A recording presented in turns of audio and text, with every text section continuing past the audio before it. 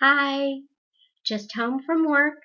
Thought I would go ahead and record chapter 17 of Hinds' Feet on High Places.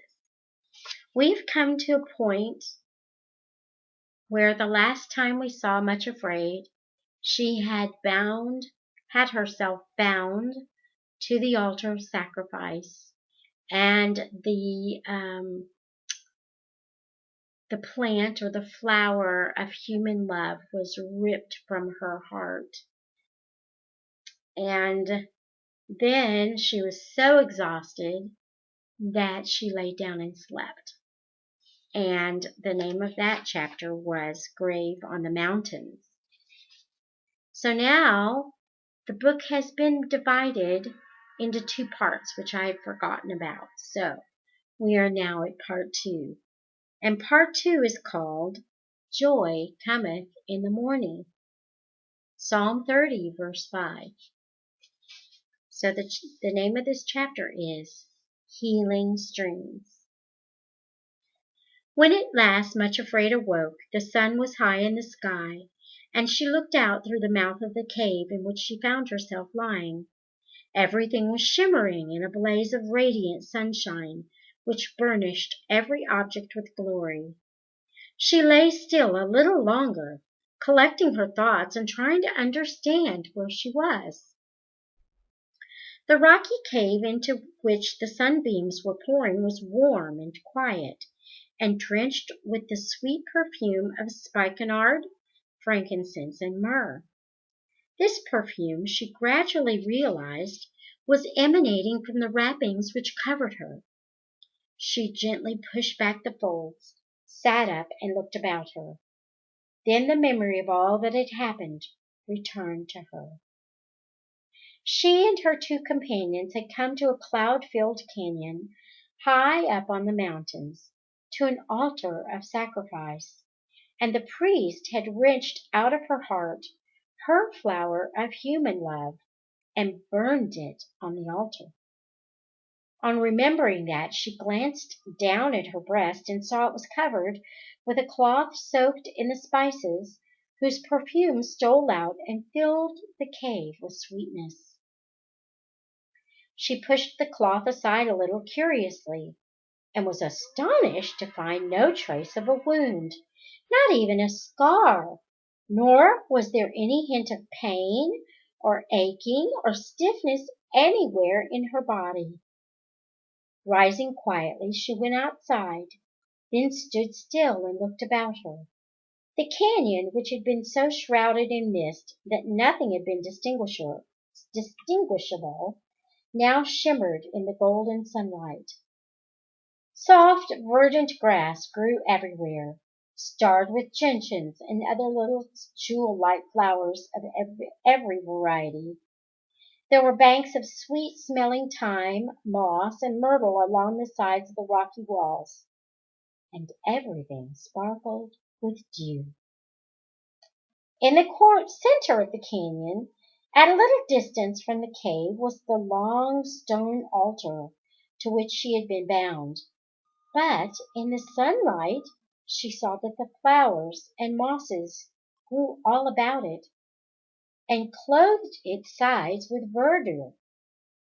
Little birds hopped about here and there, scattering the dewdrops off the grasses and chirping merrily as they preened their plumage. One was perched on the altar itself, its little throat throbbing as it trilled forth a song of joy. But the most beautiful and wonderful thing of all was that out from under the rock altar there gushed a great river of water, clear as crystal. It then flowed in a series of cascades, and through rock pools, right through the canyon till it came to a broad lip of rock, over which it poured with a noise of shouting and tumultuous gladness. She was at the very source of the great fall, and knew now that it flowed from under the altar to which the priest had bound her. For some time she stood looking about her, her heart leaping and thrilling with the growing joy which was beyond her understanding, and a peace indescribably sweet which seemed to enfold her. She was quite alone in the canyon. There were no signs of her companion's sorrow and suffering, nor of the priest of the altar. The only thing which breathed and moved in the canyon beside herself were the cheerful little chirping birds and the insects and butterflies flittering among the flowers. High overhead was a cloudless sky, against which the peaks of the high places shone dazzlingly white. The first thing she did, after she had taken in her surroundings, was to step toward the river which gushed out from under the altar. It drew her irresistibly. She stooped down when she got to the bank and dabbled her fingers in the crystal water. It was icy cold, but it sent a shock of ecstasy tingling through her body, and without further delay she put off the white linen robe she was wearing and stepped into one of the rocky pools. Never had she experienced anything so delicious and exhilarating. It was like immersing herself in a stream of bubbling life. When at last she again stepped out of the pool, she was immediately dry and tingling from head to foot with a sense of perfect well-being. As she stood on the mossy bank by the pool, she happened to glance down and noticed for the first time that her feet were no longer the crooked, ugly things which they had always been, but were straight feet, perfectly formed, shining white against the soft green grass. Then she remembered the healing stream of which the shepherd had spoken, which gushed out of the ground on the high places.